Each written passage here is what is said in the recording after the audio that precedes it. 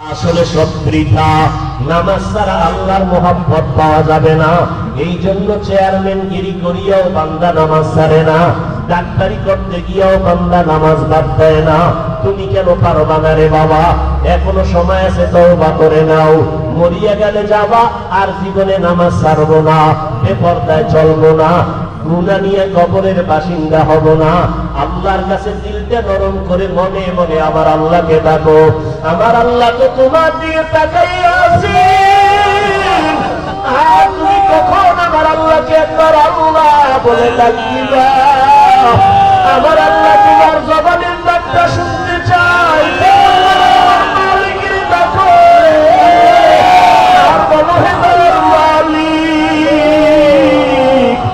গুনাহগার হইয়া তোমার বেহেশতের বাগানে হাজির হয়ে গেলাম। আজ থেকে আর জাহান্নামের কাছে যাব না, গুনাহ করব না। আল্লাহ ঘোষণা দিয়া দেয়, ফেরেশতারা লিখে নাও, আমার বান্দারা তওবা করা মাত্র আমি সবার জীবনের সব গুনাহ মাফ করে দিলাম।